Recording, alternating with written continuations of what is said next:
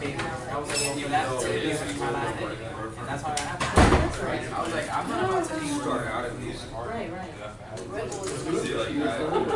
No, it was salary and commission. My first boss told me you should be paid. But I never went the way they were because if I would have told him, I just would have cut my years. I was like, and I spoke to the lawyers, all the people that worked there was like, no, you know, right? Because I know. Well, that sounds so fishy. No, I mean, it's bad about it. Like, Yeah, you're right. Right, exactly. In fact, I am. No, I didn't. And I was the best one from what some other people were doing. And there was this. Let's go around. I started doing this. And only like they bought something for him. And I did 3 in like my 9 months being there, 9, 10 months being there. I'm just like, I'll be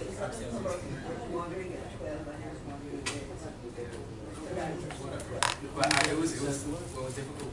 Their jobs, they were so what year and I'm just like, I go out, I know where young people going out, you know what I mean? Like, focus on Harlem, like, it's been hot, it's been like, you know, been crazy, whatever. But like, as an investment standpoint, I was like, you know, that's good, fine. And they're like, oh no, blah, blah, blah. And I'm just like, all right, well, I can only tell you. I mean, I was like, I'm not an expert, but from when I was learning or whatever, I know here. I've been there once to Harlem. I drove by it. Mama something? No. Diane does Something like that. Sonia? I think I know what you're talking about. Very big. Yeah, so yeah. Yeah. I know what you're talking about. But yeah, I love Sylvia. Sylvia's, yeah. I just know it's so good. Yeah. But like, I've been in a project. it's a great place to. It's really good for like, Yeah. like working professionals. It's getting more expensive. I was hanging on in the studio. But then after that, I stopped going for a couple of years. Yeah. That was weird. I'm in the process. Okay. I actually saw shit on the South Bronx. They were like going on like, on like right across Harlem, like right there at the edge of the Bronx. They're planning something just top 25 stories. And like, people are like, well, like it's beneficial in some ways, and it's kind of like More people in the city. right. There's more people, but then it's like changing the landscape of the Bronx in a way. And then it's like, since that section is on the opposite side of the highway, it kind of segregates from the rest of the community. So like, they don't want it to be like a whoever can afford it. That's why I'll do it. Started. But the Bronx is going to be a lot. There's going to be a lot after this, since I don't have no obligations to anything, I'm just very open to like the best position. I just want something that, like, from what my interest is so far now, it's like being, I want to experience like hands-on of development, learning what goes. Really, I'm going into all of it. It's very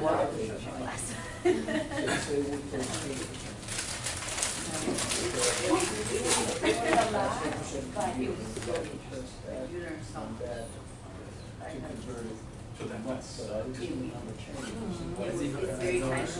It's online. Just building design and construction. But what was difficult about it was the level of knowledge that they expected you to have. Was essentially to fully understand the, you have to be an engineer, you have to understand all the parts of it, and then understand all of its applications. And then in the exam, be able to explain the application, which is just a different level. Let's see if I still like it after that. Like after you done, you're like, wow, I should learn about it. It's like, what is that engineer? So we whichever. We're like halfway. Yeah, that was our program. Maybe it's not right. Yeah, that was We some started class. at the same. Out and about. Enjoying your We did some of that, real estate law. No, nada más que se Instead I was here. la toma de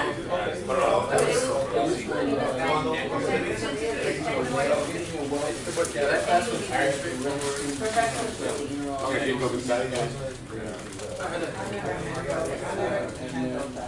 haven't taken that guy, he'll take Oh, it. yeah. Capital markets is next Next semester. semester. But you had him in account. Yeah. So you kind of know how we, I haven't. You haven't had him? No, I didn't, I skipped, You got scared? we skipped accounting. I was like, what?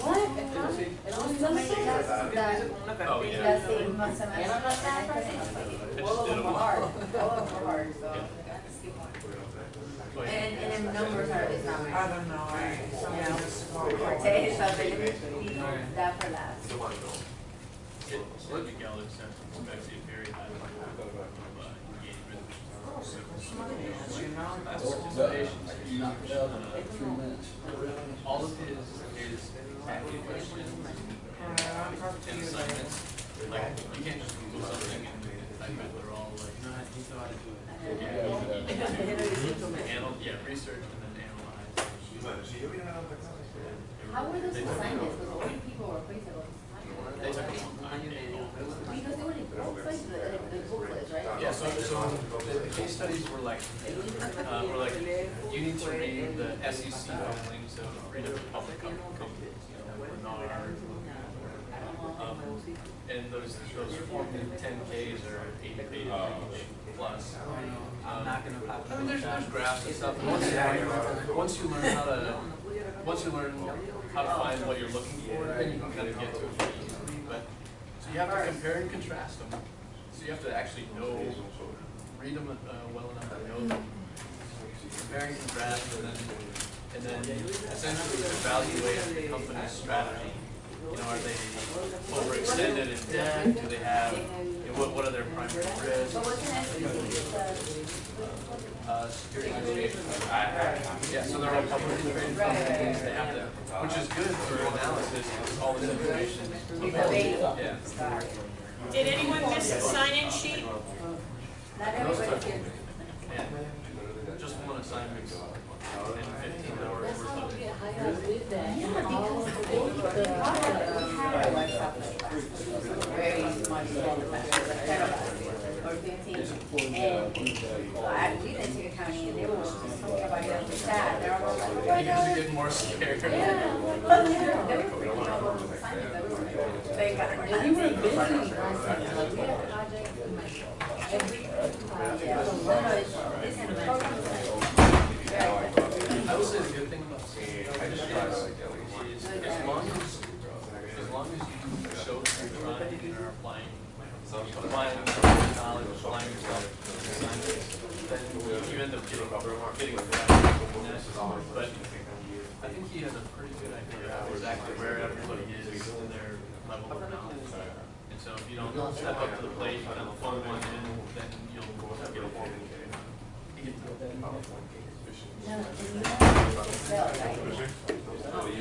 Yes, but not a lot. We were freaking out about that too. No, I don't think the accounting class was very Excel-based. Like, maybe there's some stuff that we punched around on in class. Oh yeah, finance, definitely. Well, finance was all calculated. Yeah, there's no market development. That was like, It really was. that whole semester-long class could have been taught in 2 hours with like a 1 hour like development model. No, no debo tener, no debo tener porque no creo, porque yo sé que todos los universidad lo pusimos al drive. Hop on the boat.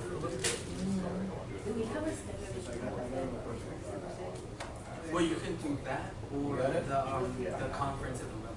The conference is like every year, something You about have to something. sign up right now. I'm going to the one in October, the conference, because I don't want to. Okay, so here, I'm gonna have you put the second Wait, where one do you is, do it? and then I'm gonna make that. How do we know? They sent you one? Well, that was for the So orientation type in the one. for us. Oh, we're doing the orientation. They sent me was on, email, the one with Condoleezza Rice, right? I think so. Yeah. Don't hit save. The one we went to, but it's in California, and, if you remember, it cost less, but then you have to do it by your own flight, right? Wait, no, it's not. No? No, it's in the conference. Oh, you're talking about the Latin American? Yeah, the Latin Yeah, American. that's the first one. Yeah, but you had to choose one, that or the cruise. Oh, yeah? You said work. Yeah, but that's, you never first did. Oh, If they go, yes, if they cannot go, there's another option, but I didn't know the other option. That's not to go. But I need to ask for the. I mean, some of them come out there, depending on the budget. They can tell you on board.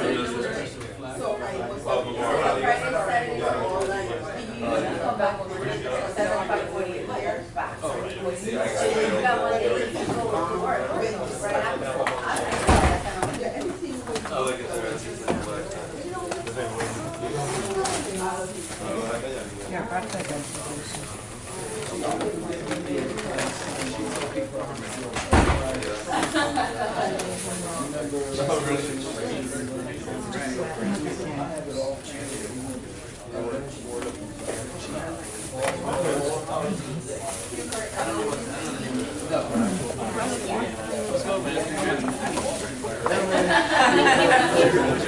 Right.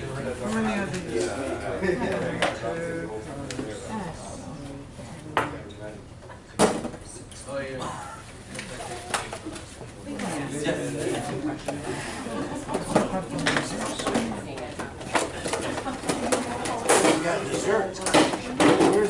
It's her birthday. Oh, I see. So you went and got that? Actually, no. They were so nice, these people that brought us all this stuff. So we need to wait until No, I she gets am. Yeah. But you took I think so. Where'd she go? Keep the top. I'll take everything else. Here. I think it's a pretty gross.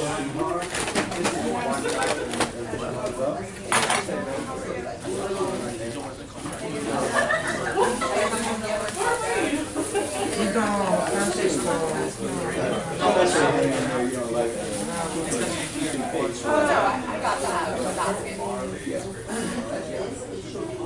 Hey everybody, we brought some cookies and a piece of cake, so you have to sing. When she comes back. When she comes back. And cookies and fruit. So. So we got dessert. Surprise! Surprise! Happy birthday to you! Happy birthday to you! Happy birthday!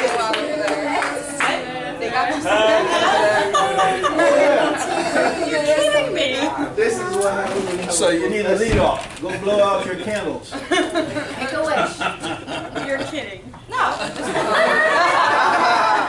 Alright, make a wish. I'm making a Okay, wish. again.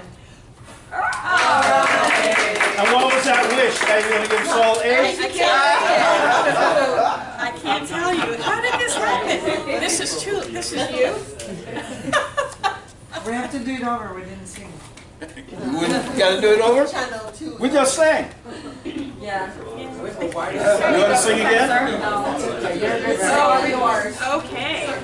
Wow, that's just what I need, obviously. That's exactly right. It's beautiful. Oh, you're welcome. Happy birthday. From the way that I was doing it, if I wanted to do it, I would just.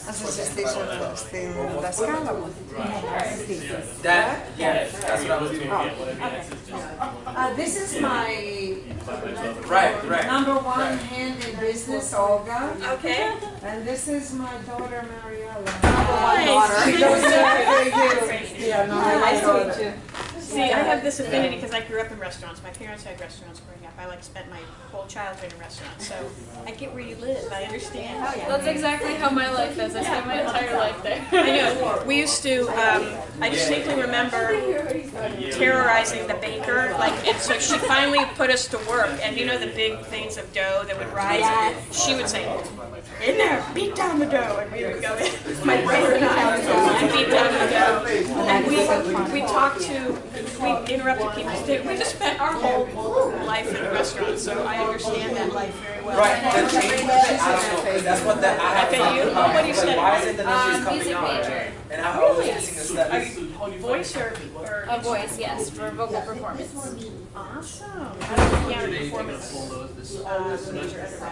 Oh, nice. Really? It was a double major, so it wasn't like really what I would call a full. Where? Which school? It was a small major school in Mississippi called Florida Bible College.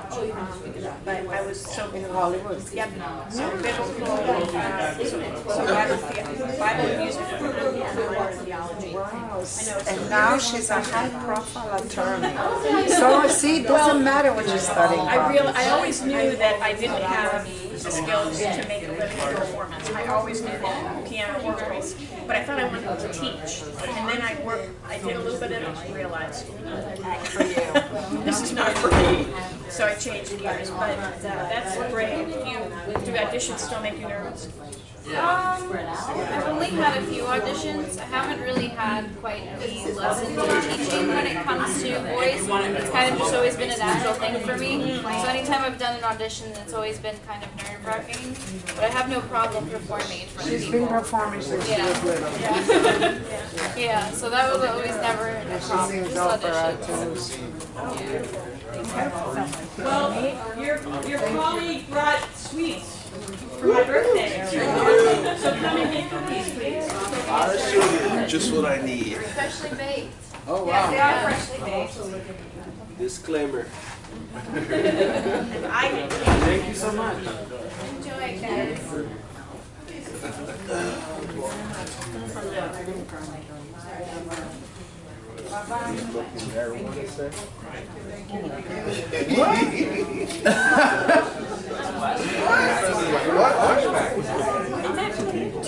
I don't know, I don't do none of that.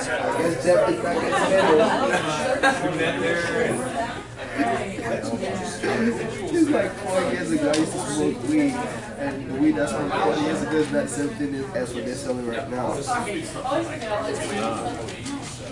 you smoke weed 4 years ago? No, I was too young. It's good? Let's eat the fit.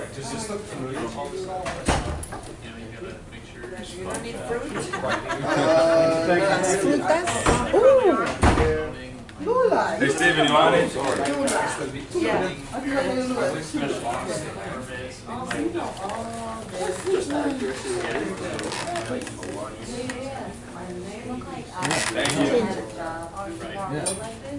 This is a lot of soup right here, that's what you meant?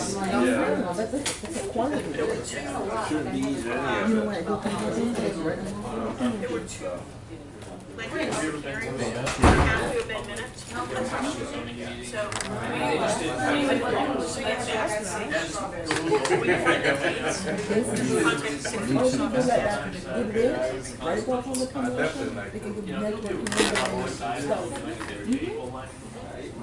One by one walks to the microphone. Never forget your first one. that was in the planning department. It was in. So the city clerk keeps them in. There were 5 guys at the table. Town supervisor. They were really nice. How many siblings in your family? Only one brother? Yeah. You see, he doesn't know how to rub shoulder and get what I want. This is really good. So what do you like? On the child or... If I eat it all, I will come to What age? it all works out. We're trying. Now that you slept on it 2 nights. That's why I brought water. Digested more of it. You read more into it? You know, Exactly, hard to burn off. You read the whole Actually, honestly, it's really good. No, I said another time. You read the interlocal agreement? Oh, yeah. There's a lot. Yeah, very good. A lot. I know there's some. There's some good comments in sitting and then remarks. Yeah, they will. She made on behalf of maybe we should address Getting the right people. some of the important ones. Send me an email of the rules that you're. Yeah. I don't know why I was, but he put his hands on all. This probably will take Friday. Gotta like go to the troops and find. Oh, she says you're gonna take it. And no, it's It's gonna be. That's not very long. Yeah. For 3 people.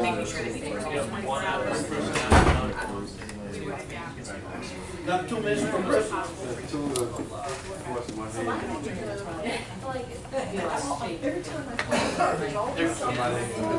Quincy, we got a brief given, Jack,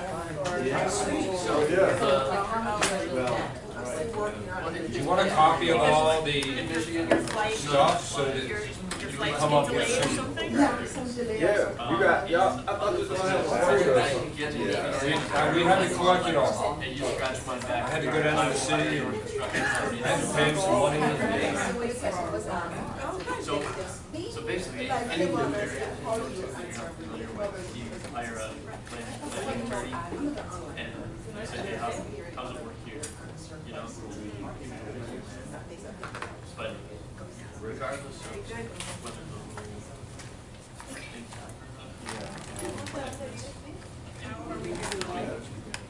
Everybody done? Everybody back? Everybody got their sweets?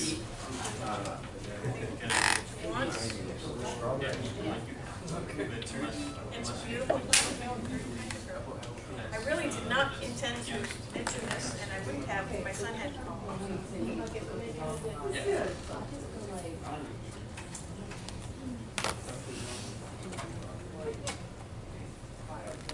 A few more minutes, finish your sweets.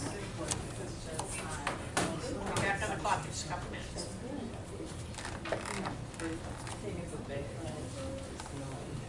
so much easier to just follow. But big suit, it's not in it. Right. So create it. So you're sort of creating specials. Which makes it tough. Yeah, that's all you do is like have a Yeah. And the commercial side of it too, you know, who sell their power to. But the bread and butter. Trying to get to know the local officials.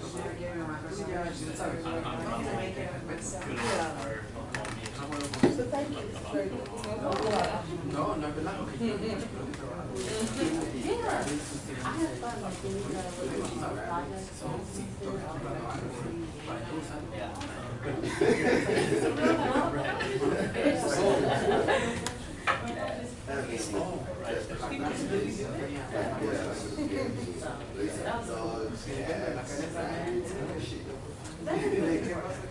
Yes. Well, that's no matter what role that you're in, you're trying to get something through. It's all the working conditions.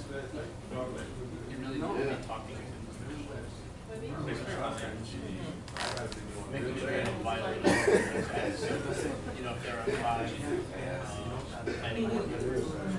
can't be, or else that's essentially public meeting that needs to be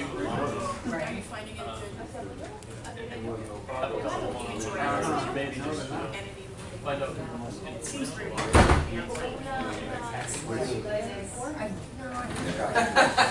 You're lucky you work for this style.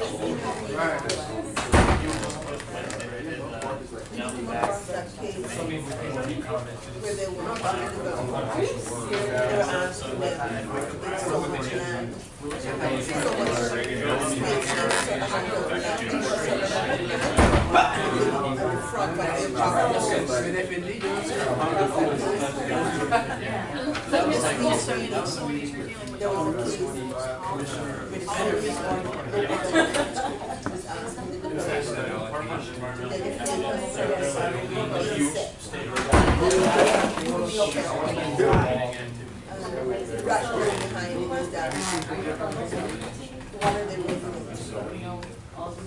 There is no existing unified that is being violated, just arbitrarily. There's no basis. Oh, yeah, because the town had 3 and 7 and 30 and Something specifically related.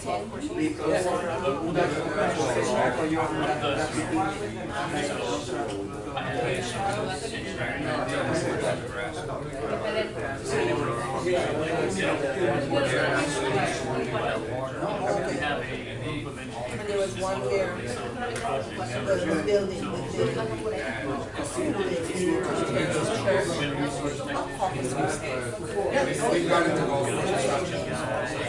and it came back, no, they're not. Okay, do we have enough people back to get going here? Now that we are all fed and sugared and watered?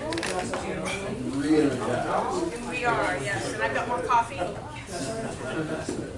The nectar of the gods. Okay. Today is the day full of the most fiddly aspect of land use regulation, and I'm going to keep saying that we're going to keep getting deeper and deeper into it. So we've been through the zoning, permitted uses, conditional uses, other kinds of use permits, dimensional regulations, how they might limit the development of your property, how to evaluate the impact of dimensional regulations on your property, how to calculate them, using the definitions in the code to properly apply all the dimensional regulations. Now, and then how to deal with aesthetic or policy type of goals that are going to affect the design of your project in terms of architectural, design standards, and we were talking at the end about LEED certification or other external design criteria that may be applied. So now, variances. Variances are the term most often applied to deviations from the zoning code standards. From the beginning, back in the early 20th century, with the model zoning code itself, it included a provision allowing for variance from the regulations. So the idea was there would be reasonable regulations to protect the public health, safety, and welfare, but there was recognition that there would always be a need for some deviation when the regulations were applied to a particular piece of property. The most off-cited example of when a variance would be required is the triangular shaped property, okay? Because it's a triangular shaped property, if you apply the setbacks uniformly, you're going to eliminate one whole end of the property from being usable, right? So, a triangular piece of property, you apply the setback here, you apply the setback here. If you do it here and here, you're going to end up eliminating from development potential far more of the property than you would have with a rectangular or square piece of property. So that's the classic thing that pops, that the folks who wrote that original zoning code is like, the shape of someone's property could be that the application of the zoning regulations to them has an unfair or a disproportionate negative impact on them that it wouldn't have on somebody else with a different kind of property. Or someone whose property has a stream running through it, or there could be any number of physical things that would cause one property to have a greater negative impact from the application of the regulations than would another property owner who is otherwise similarly situated. So the typical standards for, or criteria for obtaining a variance, I'm going to take them from the Fort Lauderdale Code because they're pretty complete. The criteria can differ from city to city, but there are many things about these criteria that you're going to see over and over and over again in variance criteria. And so, first of all, The application is strict and narrow. It shall be granted only upon demonstrating a unique hardship attributable to the land, and there's a burden on the applicant to prove by a preponderance of the evidence that all of these criteria exist. So you can tell from all of that, we give but we take away. You have an option for a variance, but we're going to take it all away by the criteria.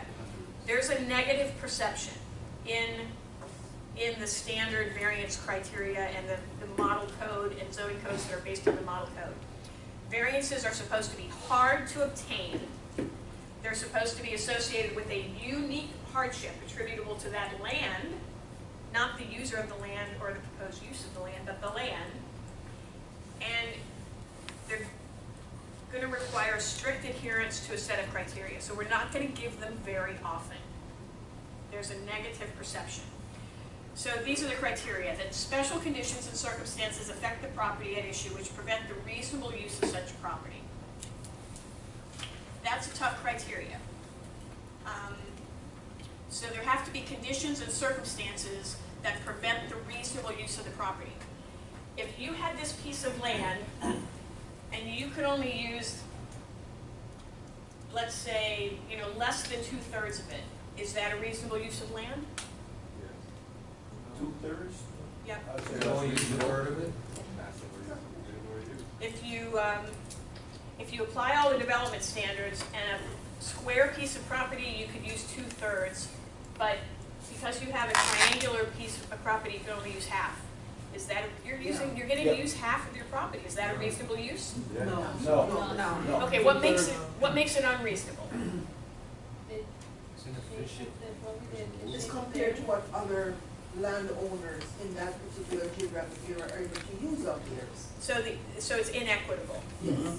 Okay, but I can prove that you can still get, what's a good return on investment on a development project? All you folks who are studying the finance now. 35%. 35, 13, I'm hearing right. Okay, everybody else in this area is getting a 15% return, and you can get 12. I still think that's a reasonable rate of return. It's not unreasonable. So the first issue is there's this reasonableness, and nobody really knows what it means, and there's no uniform standard. That the circumstances, the next criteria, and you have to meet them all. That the circumstances which cause the special conditions are peculiar to the property at issue, or to such a small number of properties that they clearly constitute marked exceptions to other properties in the same zoning district. So again, we're getting the sense that variances are bad. We don't want to give them very often from the city's perspective. So there have to be features to the land that only affect that property or a few other properties that have the same zoning district.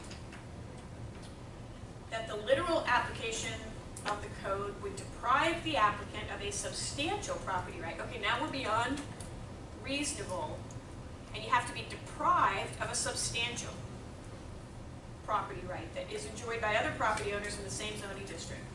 It shall be of no importance to this criteria that a denial of the variance might deny to the owner a more profitable use of the property, provided you still get a reasonable use of the property.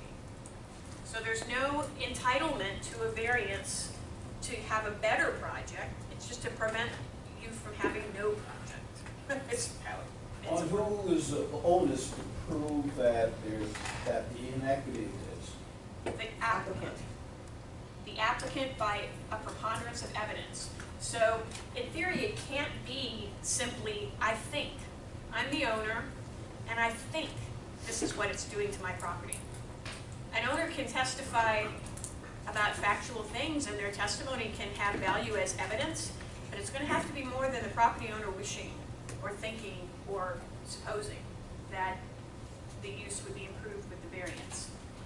So it doesn't matter if you could have a more profitable use with the variance, provided you still get a reasonable use. That the unique hardship is not self-created by the applicant, nor is the result of mere disregard or ignorance of the provisions of the code. So, a hardship that is not self-created. Let me think of examples of how that plays out. A hardship has to be something about the land, its shape. Maybe it includes, it's near a watershed, so it has poor quality soils on half of it that the rest of the land going back away from the watershed doesn't have. I don't know what you could get a variance for that, but I'm trying to think of other things other than the shape of the land that could give rise to a unique hardship.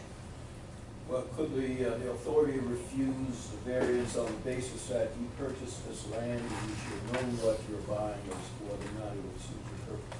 Yes. They deny them on that basis all the time. Basically due diligence.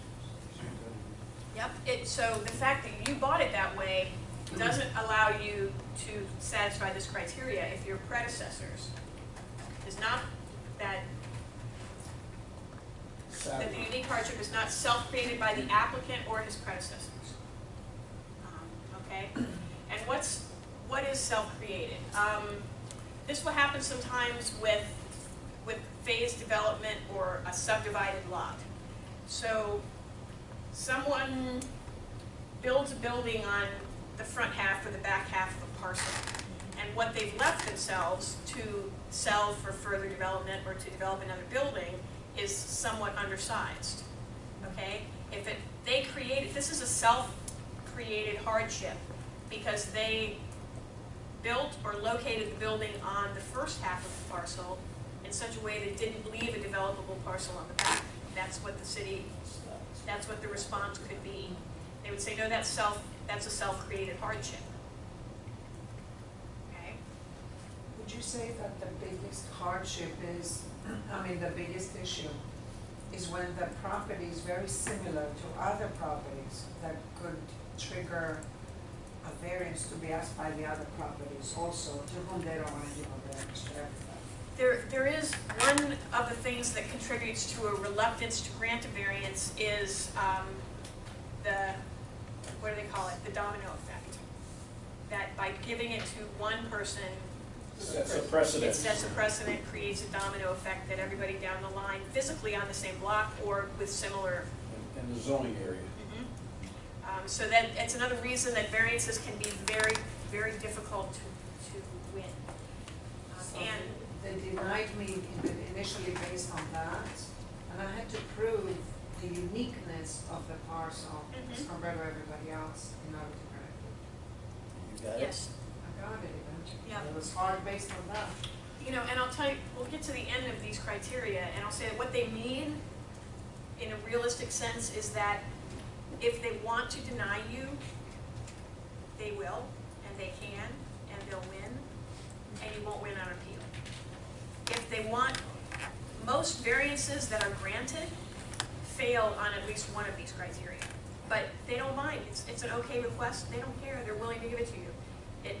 And variances are very, very difficult if the city, if the Board of Adjustment, it's usually administered by a Board of Adjustment, doesn't support it organically anyway. And I had no staff support either, so Really? basically the adjustment board acted against staff recommendation. Isn't that Kudos. amazing? That's hard to do. It really is. Did you use an attorney? No, the staff told me to go in like that. They said, we're gonna recommend against it, but you go in anyway, because we have to do that. But you go in anyway, and maybe they will. You got 60% chances they will against us. And they did. Yeah. No, it's a very difficult proceeding to undertake. So not self-created, nor the result of mere disregard or ignorance of the provisions of the code. That the variance is the minimum variance that will make possible a reasonable use of the property, and that the variance will be in harmony with the general purposes of the code, and will not be incompatible with adjoining properties or the surrounding neighborhood. So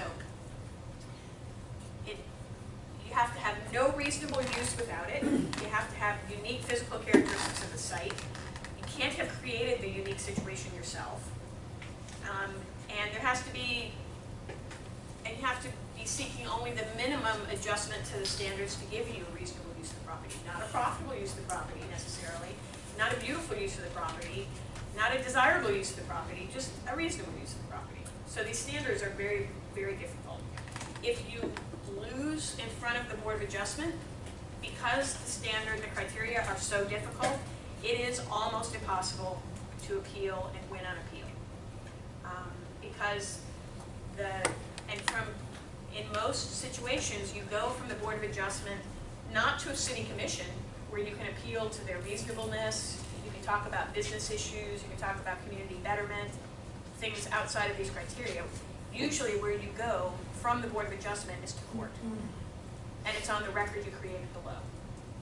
No new information. It's like, oh, I should have mentioned this and I forgot, or I would take a different approach and see if it works better. No, litigation on variances usually goes from the Board of Adjustment straight to court. Some cities have changed that and they allow you to appeal to the city commission. And there you can sometimes find a more reasonable hearing than you can in front of a Board of Adjustment. So variances are you can win them. You can win them because you know that what you're asking for other people have gotten and nobody really objects, and you have good relationships and it's going to be a good project and they'll grant it to you just because they want to facilitate the project.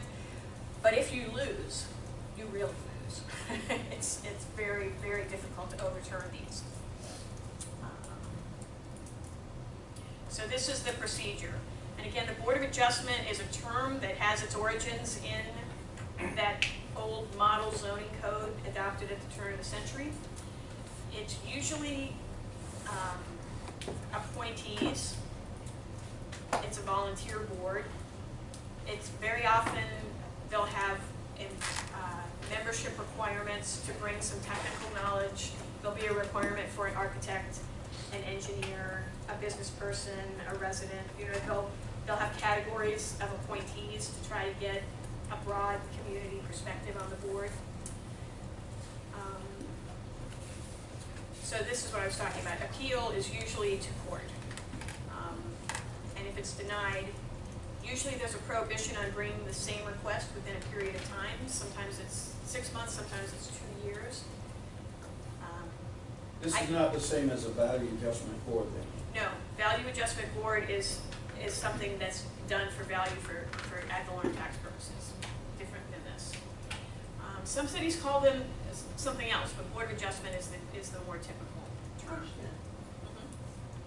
Where they have, say, a subdivision that was approved under certain circumstances, a certain time period passed, they're no longer in accordance with the comprehensive plan, and it's a blight, it's there, it's a sore eye, it's not bringing in revenue.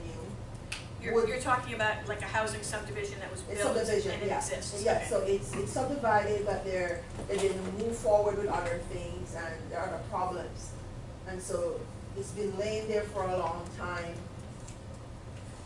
Would they bend over or try to make some accommodation to allow something like that to move forward? Well, and clarify again for me, is this a subdivision on paper that was never built with substandard lots under the current code, or is it a neighborhood that actually was built that you're talking about? They actually divided the lots, but something went out of code. They didn't start building, and no, the current provisions, the current comprehensive plan, they're out of accordance. So no development has gone on, no actual building. Because all of the lots are substandard. Substandard. Okay. So there's a couple of ways that would be dealt with, and it's happened around Florida. There's maybe Martin County, there were vast areas of an old development company that bought up lots in Florida, subdivided them, and then went bankrupt eventually, and the subdivisions, and then they sold off these lots to Midwesterners, ignorant Midwesterners like me. No, I didn't buy any, I'm saying that folks who wanted their patch of land in the sun, you know what I mean, who were sold a lot, and then they went, and then after the comprehensive planning laws, the the local governments changed the lot sizes, and these subdivided lots were no longer developable under the current code. So this situation has arisen, and there have been a couple ways that it's been dealt with.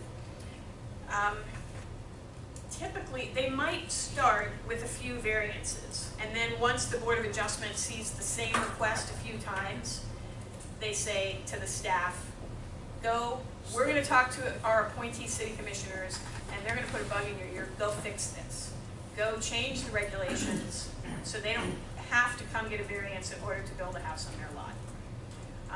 But in the other way this is dealt with is something called vested rights, and we'll have another section, a lecture about vested rights. Even when the comprehensive planning statute was enacted and comprehensive plans were adopted, they all say that they are not intended to disrupt vested rights.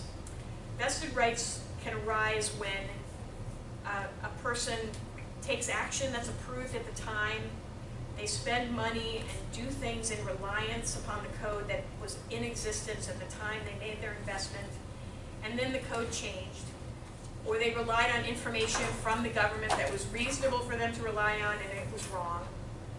So the comprehensive plan says if they have vested rights, if they have rights that the law would recognize that can't be disrupted, the comprehensive plan is not intended to disrupt them either. So there'll be a vested rights. Instead of a variance, they might have to go through a vested rights determination where they put into evidence, look, this was a subdivision that was recorded, it was in compliance with the code at the time it was recorded, I took title to my lot with a deed by reference to that plat, and so I relied on the fact that the plat created a buildable lot, and so they make a case for my rights should be vested, and the comprehensive plan or the zoning regulation that would prohibit development of my lot shouldn't be applied to me because it's not fair. I have a vested right to build a single house on my lot.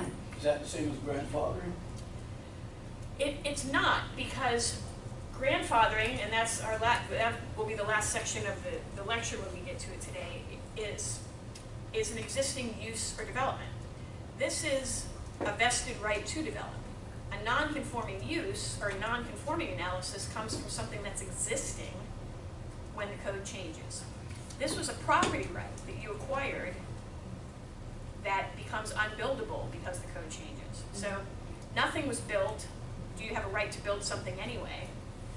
Versus something is built and it's not in compliance anymore. Are you allowed to keep it, and under what circumstances can you rebuild it? Is that distinction clear? Subtle difference. They're based on the same concept of fairness, of equity under the law, but they arise in different settings. So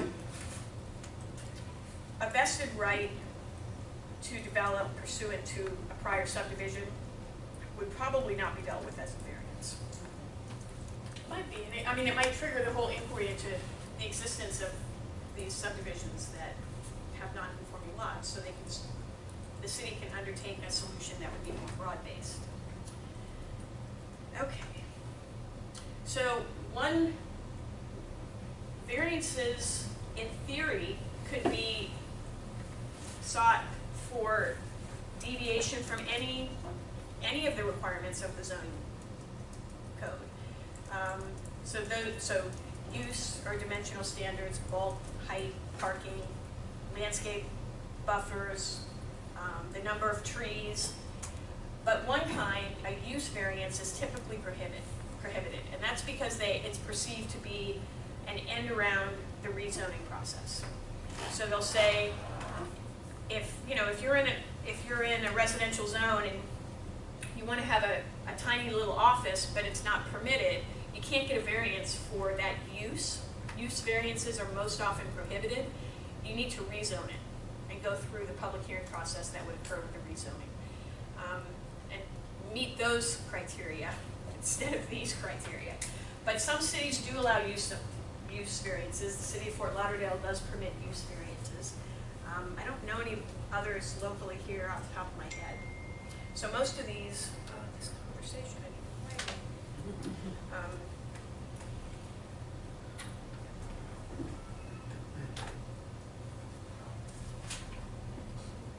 do not disturb is on.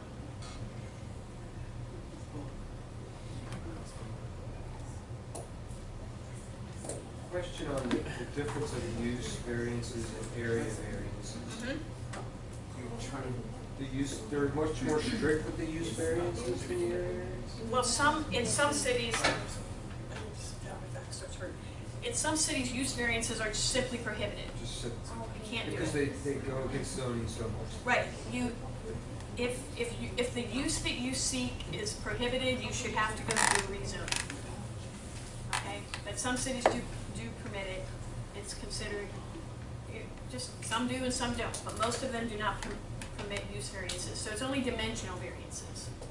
Things like setbacks and lot width and lot size, minimum lot size and height, and parking. We spent a lot of time talking about parking and doing parking reductions from an administrative perspective. If there's no option in the local government to reduce parking requirements by one of those administrative mechanisms with a study, all you have left is a variance. But those same criteria apply, and they're just really tough. It's a tough row to hoe. It's a very, how many other picturesque ways can I describe this? It's a steep mountain to climb. It's they're just really, they are really tough. And if there's no antagonism to what you're requesting, if you just like, those criteria don't exist because nobody really cares. And they don't really mind what you're asking for. It's like there's no criteria. So it's kind of hard to anticipate. Again, it creates a lot of risk. If you don't have confidence going in that it's the type of variance that this Board of Adjustment has granted before. I'm trying to think of some of the interesting ones I've sat through. Well, one night I considered it a great win that I lost. I knew not far into the hearing. First of all, I was filling in for somebody else. It wasn't my project. Then I knew not very long into the hearing that I was going down in flames. There was no way. I saw the other projects. I knew it was a loser. But I asked the client, and I didn't want the bar. I didn't want the prohibition on bringing the same variance for 2 years to come into play.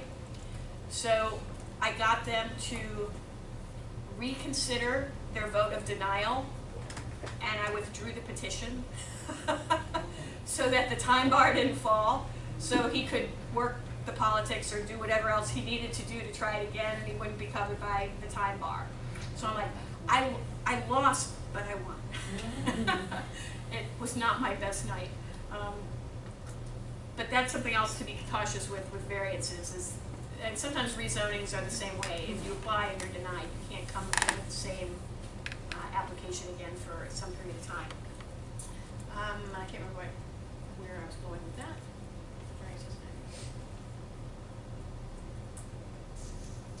Oh, funny story, another funny story. I once had maybe this was the same agenda. I was right behind Michael Jackson, rest his soul, had bought a condo on the beach in Fort Lauderdale, and he wanted to put a pergola on his deck. And it wasn't permitted. And a merry-go-round. And a petting zoo, probably, I don't know.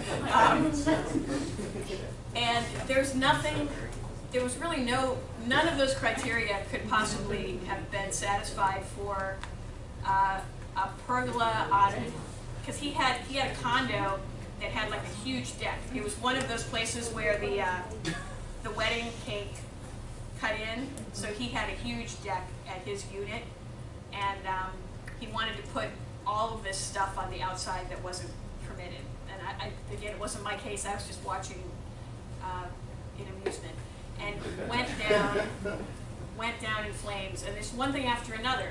I knew it was not going to be the night to get a variance approved. So, but that one was pretty funny. Really, I didn't even know Michael Jackson had a condo on the beach in Fort Lauderdale. And then, anyway, so it was entertaining. That's my war story. Okay. Use variances. And I did have another situation in Fort Lauderdale, because Fort Lauderdale permits use variances, that I was representing a a church that had bought a little house adjacent to their church campus, and I was rezoning the house to be the church zoning that covered the rest of the project. And they were very suspicious that it was the first of many intrusions into the neighborhood. The church was gonna build a mega cathedral that would loom over their neighborhood. And they were very, very distrustful. And one of the planning board members who was considering my rezoning started to say, I want to deny this and make you go get a use variance for the office use that you want to put in this house. And I'm like, because I didn't want to have to go get a variance. And eventually I did get the rezoning approved. But again, it was treated with such suspicion. And I'm thinking, if at the planning and zoning board on a rezoning, I'm getting all this pushback, Lord only knows what would happen if I went to the Board of Adjustment, so. Okay. Could they grant the rezoning with a whole bunch of terms and conditions? No, they cannot. And we'll do more on rezonings, but rezonings cannot be conditioned. They are, and sometimes they, the developer will end up giving a voluntary deed restriction. So you ask for rezoning that permits uses A through E, but E is the one that's really noxious to them. They don't want you to have it. So they get you to voluntarily deed restrict the property to eliminate use E, and then they'll give you the zoning. Because we take one of the noxious uses that they consider noxious off the table. Voluntarily. We had a long discussion about voluntary requirements. Okay. Oh, so this is a good place to start talking a little bit about it. So what are the alternatives?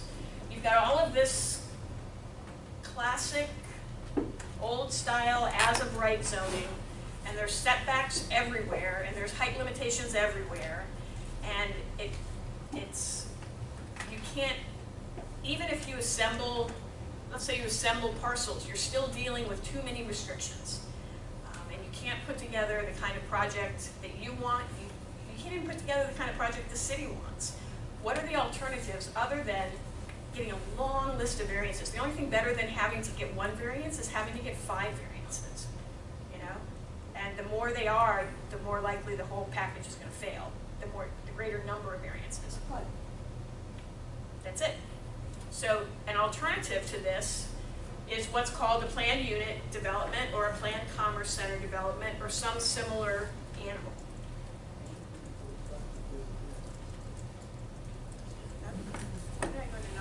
We'll come back.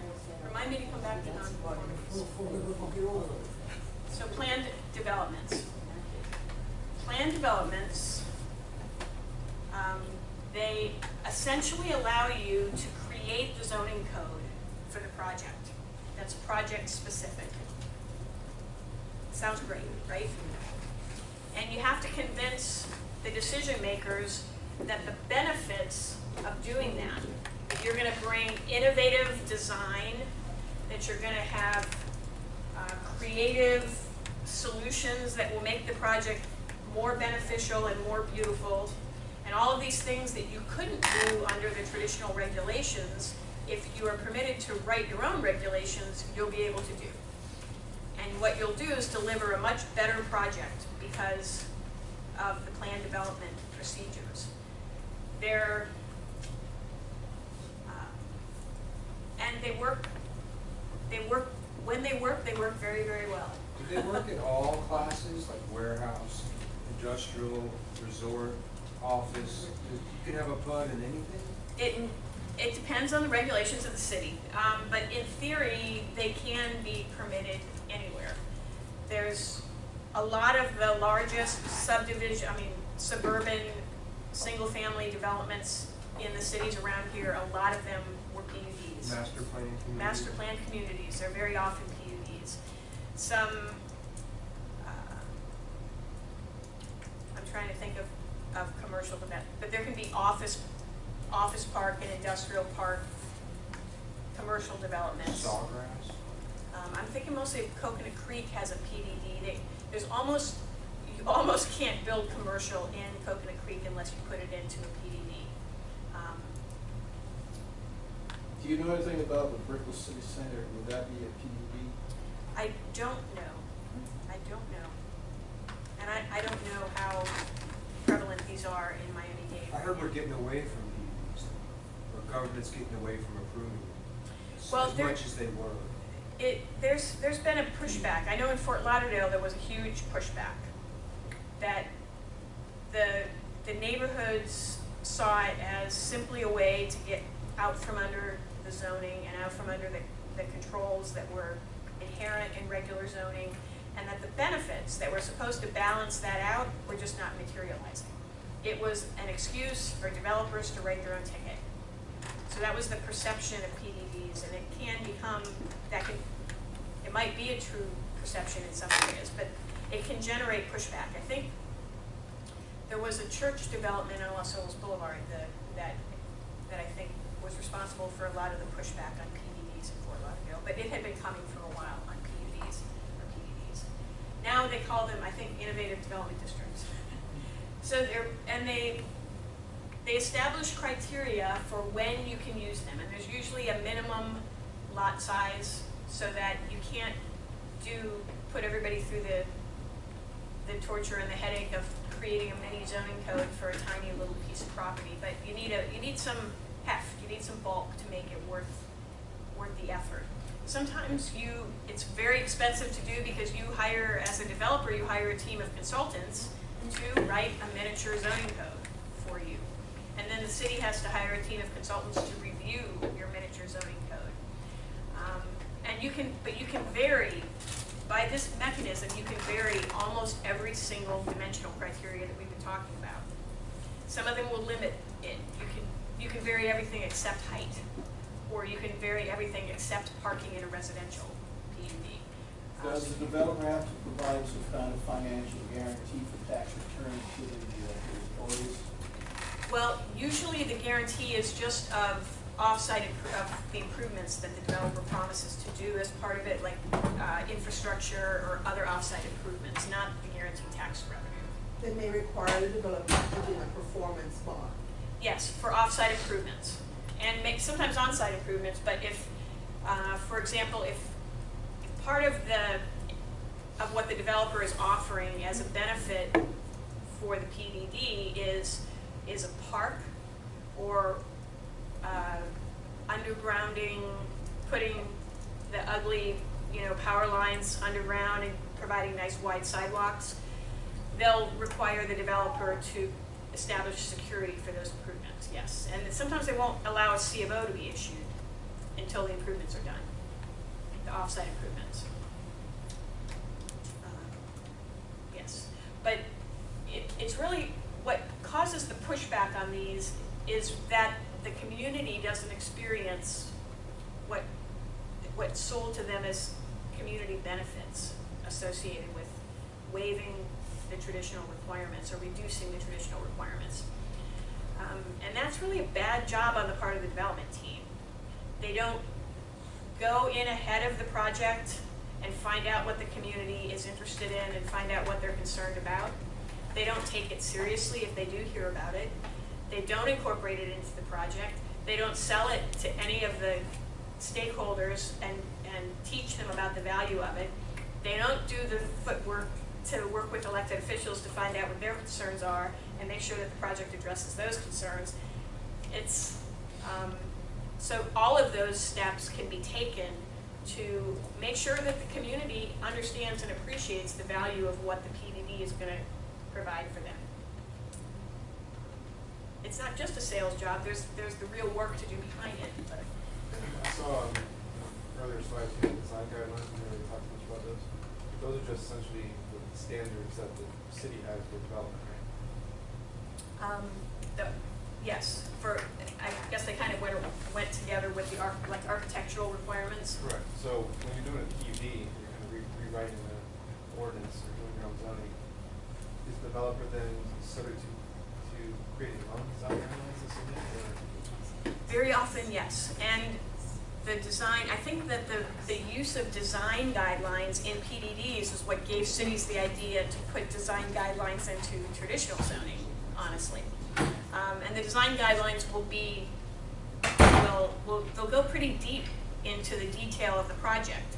I've seen PUD design guidelines that specify the materials to be used in sidewalks and pavers, that have, that specify materials to be used in landscaping that goes far beyond the landscape code requirements, that specifies street furniture, that create public plazas, and describe in minute detail the features that will be part of the public plaza.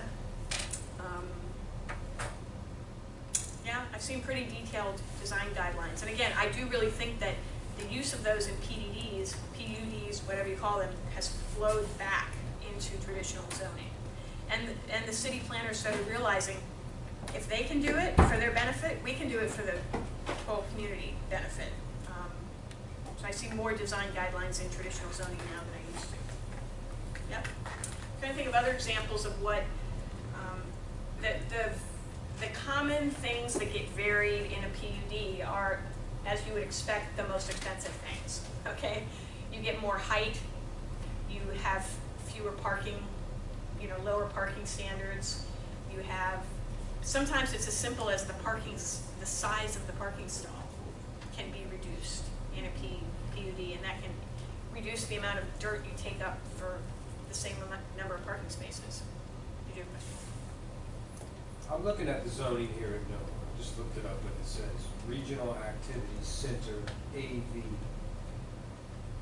Is that similar to a PUD? Because I know here at NOVA, like, we don't have to relocate trees normally.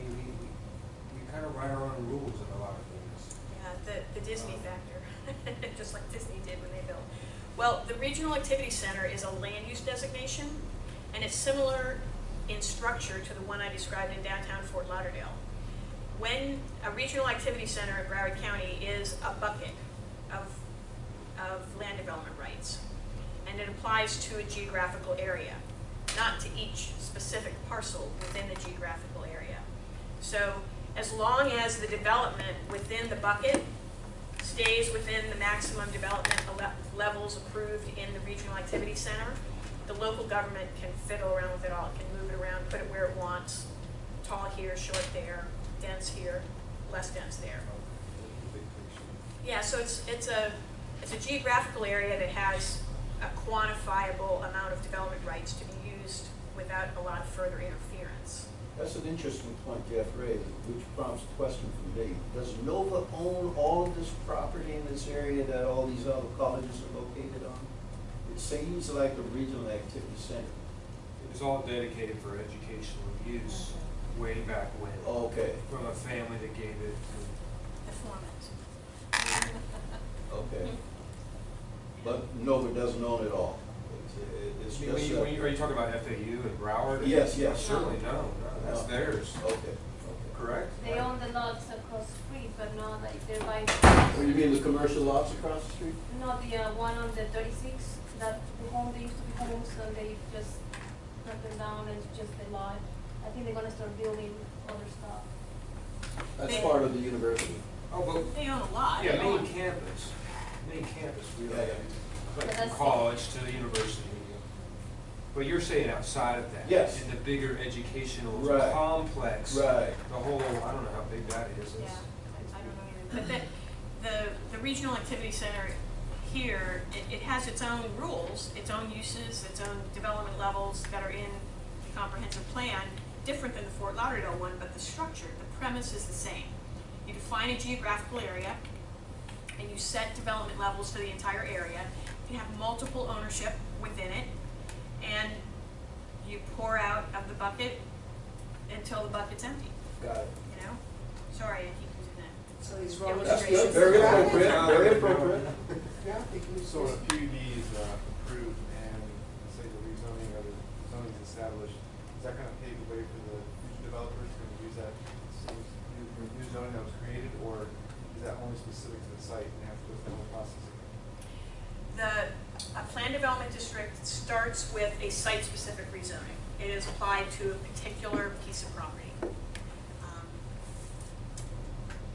it's not carried over to another one, you're saying? No, it might, from a policy perspective, it might form the basis for doing it again at another location. It's like, I've got the same kind of land, So it makes like a policy argument, but a PDD is a specific piece of property. It typically has to meet a minimum acreage requirement to be eligible, and usually there's our use requirements. A PUD might require that you have residential plus 2 other uses, so that it's more likely you're going to get that mixed use kind of urban design that they want. But so they can require that you have certain uses and a certain number of uses, but it does start with a site-specific rezoning. So the procedural requirements for a rezoning from B2 to B3, you're going to follow the same procedural requirements to rezone from whatever the old underlying traditional zoning was to the PUD plus. Plus, you're going to have to develop your design guidelines and take those through the public hearing process. And then whenever a development is approved at the site plan level, okay, the very last thing you do before you go apply for building permits, those kind of approvals always have an expiration date. 18 months, 2 years, that kind of thing is typical.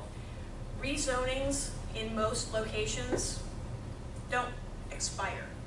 Palm Beach County they do, but that's an aside. In most locations, a rezoning stays in place, but a site plan approval can expire. The PD could be any combination of that. The PD approval could involve the approval of a master PD and then site plans for pieces. And the master PD might never expire, but the site plans within it might, or the whole thing might expire if you don't build a certain amount by a certain time. It might be governed by the regulations of the city zoning code, and it might be something you can put into your PD. So you can describe how long you want the approval to last, as long as you get it approved. What if the project, the development, has multiple phases?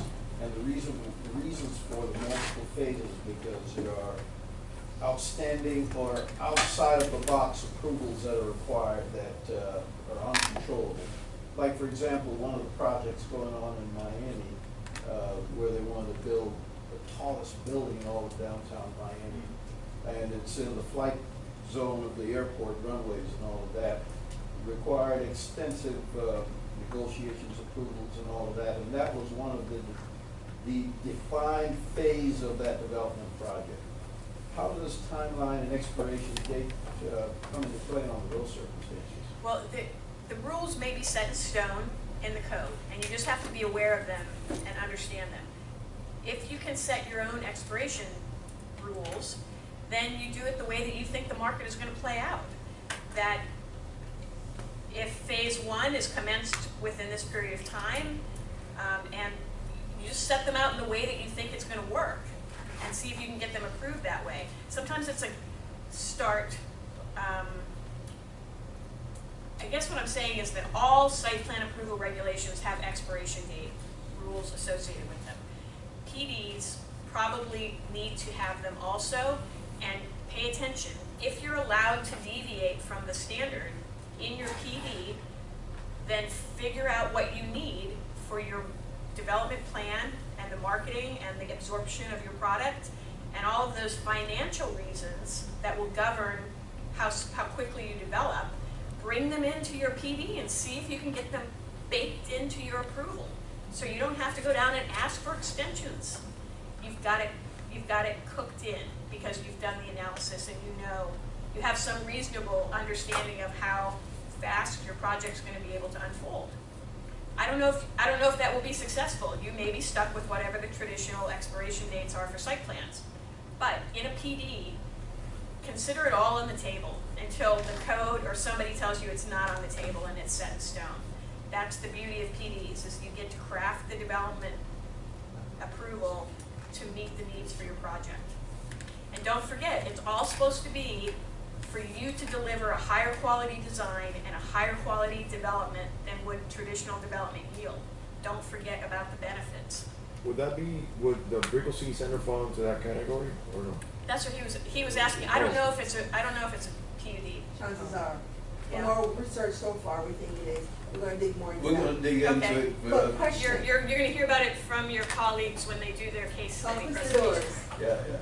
Question. If you have a phase development and something is under administrative review, like they're trying to decide on something, isn't it reasonable that you are waiting on them to decide something so you can move ahead? So if you needed an extension because they're taking some time to come to a decision, that you wouldn't be held responsible for the expiration since they're the ones waiting to give their decision so you can move ahead? That might be a good reason, but you have to look at what reasons, what the process is to get an extension, and what reasons you're. And make sure you're following that one. Let me look at Fort Lauderdale, because I think I can put my hands on the Fort Lauderdale extension ornaments pretty quickly. That's an example.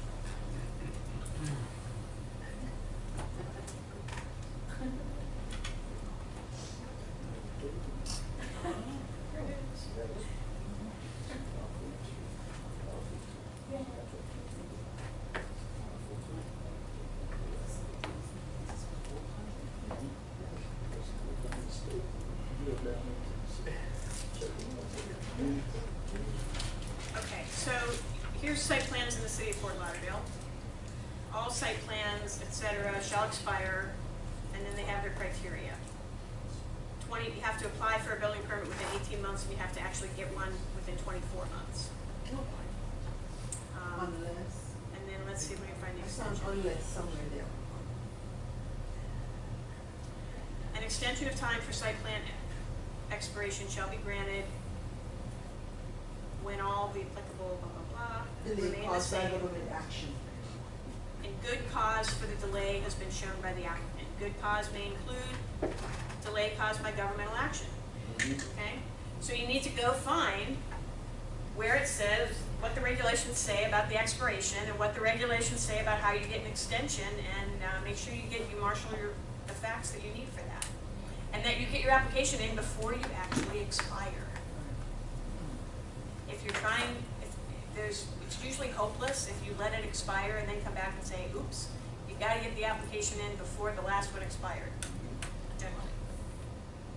So when you're trying to pass a site plan, sometimes you put a self-imposed date of expiration. Do you ask for it to be like years in the future? If you're in a PD, and that's what generated this discussion, was if you're in a PD type of setting where you're writing your own rules, try to write that one too. So therefore the public would not look at the future expiration date, and in the meantime you get to do whatever you want with your site. Well, and it's, if it's such a big project, or it's so experimental, or it's so dependent upon another aspect of the market developing, that's the reason that you use to ask for 3 years instead of 2. And then once you get that built into your approval, you know, there it is. You don't have to fight about it again. So theoretically you could ask for 10 years. Yes. Self-imposed limitations. But again, it's not as if you write your own book, but then it has to be approved that way. Okay, so you've got to convince the decision makers of the city that it makes good sense for the project to have an extension. And I'm trying to think, there was a land use plan, there was a regional activity center in a city, and there was a series of plan development approvals within the regional activity center. And I think we got 7-year validity periods in the first batch of those approvals. And the risk really was losing the allocation of the units within the regional activity center. So, and I think we got more extensions to them after that. So, even though the city site plan rule would have been 24 months. So how does it vary from a resolution as opposed to? Cities can vary, and I know you're sick of me saying that. Each city's different. Some of them will approve developments by resolution. Some of them will approve them by ordinance. Some of them are approved at a planning board level and never get to a city commission, and some of them go all the way to the city commission. So whatever final decision-making mechanism is, it's either written into that or it's written into the rule that's being approved, into the PDD design guidelines. All right, are the pieces, it's almost like like you have to start organizing the Lego blocks in your head about how the entitlements, you build a foundation and then you start building on top of it with each approval. Is it making a little bit of sense? Yeah, a bit of a scaffold. Yeah. So you can have different names, in other words, other Yes. approvals or resolutions, or it can all mean the same thing. Ordinance. Yep, it can. It can come in different forms. Sometimes there's nothing other than there's a set of minutes that reflect that the board that voted to approve. And that's all there is. They don't issue a resolution or a development order. More and more of them are doing something that says development order on it. Does your firm know what the other developers or the other firms are arguing about? Like, do you guys have an idea what the city has, or is recently approving or not approving, or what the deal is with the city? Yeah, each law firm is going to have more information in some cities than we do in others, depending on our history with the city or our relationships with the staff, things like that. But yeah, we got to keep our ear to the ground. And as a developer, if you're on the developers team and you're entering a city for the first time, that's the lay of the land. You've got to learn it. It has nothing to do with the dirt. You've got to learn the political landscape that you're stepping into. I'm just a little confused now, because I thought that, like, if they would not approve a variance for some reason, but you do a PUD, they might? It's not changing the zoning in any way? You put in your rule, The PD is a rezoning, but it's a rezoning that provides an opportunity to write a different set of standards from the traditional zoning. And the threshold is a lot higher. And there always must be counterbalancing public benefits to a PD. That, and I'll get to you in just a minute, that it's in terms of architecture, design, public features, those kind of things. You have to be able to make the argument that if you set aside your traditional zoning regulations and let me write this set of regulations, I'm going to give you a better project than I could have done under your code. You outdo their code, like, I can do better than that. Right.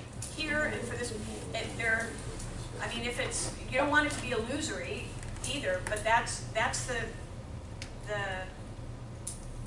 how the codes on PDs are written. You have to be able to make a showing that you're going to deliver a better project than you could under the traditional code. I think I'm going to answer the question, and I'll try to. And I think my understanding is that if you think about the variance in the PD, the variance may be something on an individual, small project scale, where a PD has a larger landmass, it's a bigger development, and you can see the benefit to the city that it will generate certain economic and social and other benefits. If you have a blighted area, for example, you're in Michigan, you're in Philadelphia, you're in Illinois, you have an area that's blighted. Somebody may come in and say, a developer with $1 billion, Brickell Center, or somebody who's going to put some money in, allow us to do this, and rewrite a code, what we're doing, and get a much better outcome economically and otherwise. Or you're not going to get Brickell City Center at all. It's not going to happen your way. The impact justifies it. As opposed to a smaller project where I'm just with my 1 acre, half an acre in this area, and I'm trying to do that. So basically, this is done more in a bigger scale? Oh, yeah, that's what I mean by threshold. Yeah. It is in a bigger scale, generally. Again, that scale, that bigger scale, can differ from one jurisdiction to another. In rural Osceola County, you may need 2,000 acres to get a PD. Here in Broward County, 3 acres might be like, wow, that's a big development parcel, because it's just a different area. So there will typically be a minimum acreage threshold to get a PD, yes. And, you know, some of it goes back to government law, okay? Governments can't just waive rules for people. So they need, in order to create the PD and have it still be a valid zoning ordinance that's not spot zoning, which is something we'll explain, which is prohibited, it needs to have these countervailing policies of securing for the public a benefit that could not be secured by following the traditional zoning. My question would be, does it impact the general city zoning or the zoning regulations, or does it stand by itself? The PD, that's a good question. The PD is a rezoning. So generally, usually it changes the zoning map. Sometimes it doesn't change the underlying zoning, it creates an overlay. Remember those confusing overlays we talked about? Right. Some cities do it by, when a PD is adopted, it's an overlay to the old zoning, and then in those cities, the PD is more likely to expire more quickly, so when it expires, the zoning reverts back to what it had been before. Does that kind of make sense? Yeah, did you follow that? Yes, but the only issue I have with that is that time extension deal in a phased project. How if a developer has got the right to develop a mega project, and for some reason beyond his control, the time expires, how do you get that area that he's already included in the PUD to retract to the original zoning? See, in a jurisdiction where the PD rezoning is, I'll call it a pure rezoning, it completely replaces the zoning on the map. Then it doesn't revert. The city has to take the initiative, if the PD expires, to go back and on its own initiative rezone it back to a traditional category. But if it's an overlay, then when it expires, the city doesn't have to go through that. The PD gets lifted from it, and the old zoning remains. So sometimes you'll see this is a residential PUD with an underlying R2 zoning. If you see that kind of language in a staff report, that's when they're treating a PD like an overlay. And then they put conditions on it, and if for any reason the conditions fail, the developer doesn't build, the developer fails to build the off-site improvements when required, if there's any failure at all, the risk is that they lose the PD and they're left with the underlying zoning. So I just hear a real distinction there. There are no terms and conditions with zoning, but there are terms and conditions with PUDs. Oh yeah. All right, got it. Yeah, lots of conditions associated with a PUD. One quick point, and all of this happens in the atmosphere where whatever you do for one, you do for the other. There's hearings, and you're not giving another party an unfair competition. For example, in Atlanta right now, one party, a group of companies, they're suing the city because it gave an unfair competitive edge to Google by considering them and classifying them a certain way, which was to the disadvantage to the others who were trying to do, do something. You have to have transparency. And yeah, I mean, all of this is happening primarily at public meetings, or in, you know, it's all documented in ways that the public can learn about. Public information. Yeah, typically. There was something there that triggered a follow-up I wanted to make. About terms and It's conditions. time for more chocolate cake, obviously. Well, let's take a break. We are going to take a break. You want some milk with that? So, in essence, you said, although it's a rezoning, the city can go back to the board? Yeah, it can happen in two ways. The city, if the PUD fails or expires, the city can, on its own initiative, rezone it back to a traditional zoning category, or if the structure of the PUD approval was that it was an overlay on top of an underlying traditional zoning. Then when the PUD expires, the underlying zoning remains. Make sense? Absolutely. Good questions, because they led me to stuff that I hadn't had on my slides. Yeah, go ahead. So the PUDs, essentially same as a private commercial development as well? Yeah, again, they can have different names, but you can have them that are residential or commercial or mixed. Let me ask you this, if there was an area that was a PCD at the time, and you wanted to go and rezone it to residential, could you go in as a PUD, or did you have to just rezone that specific site? To go with plans after that? The city would probably want you to rezone, like fresh from scratch, and not carry over anything from the old PCD. If the PCD was still valid, it was just dormant, but it was still valid, it could be useful to make the argument to the city that, well, I want to have a residential PUD, and I want to carry forward some of the advantageous standards that are still surviving in the PCD, if there's anything to be gained there. They're very different types of development, so I'm not sure what you could piggyback. But sometimes it's helpful if you're essentially negotiating with the staff to try to see if you can get them to support your project. If there's already an approval in place that you know is not going to be built, they know it's not going to be built, but it's there, and it's approved, and it's valid, and it's noxious, that what you're doing might not be perfect, but it's better than what you could do if you took advantage of the existing approval. So it's kind of a strong arm, but... Does a PCD, can it, that he just brought up, can it include a significant residential component? It all depends on the regulations of the city, if they permit a mixed-use plan development. And everybody loves a mixed use. From a planning perspective, I can't imagine any city that's going to turn up their nose at almost any kind of mixed-use development. They want to get the traffic off the road. They want someone who can live there to also be able to shop there and work there without having to make so many trips on the road. So they're almost always going to jump at the opportunity to do mixed use. I think it's a swing of a pendulum from the urban sprawl and the strip malls and all of that. Yep, it is. The suburban sprawl is very inefficient.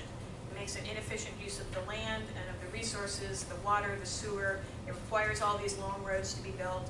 It gets, puts people from their garage to, nobody's out walking anymore. You can't, you can walk for walking's sake, but you can't walk to actually do any business because your community is too far away from everything else. And the taxes and transportation infrastructure. Right. All of these inefficiencies have been well documented, and there's a lot of pressure from the planning folks in general to reduce that kind of sprawl. People still want it, though, right? People still like that suburban home.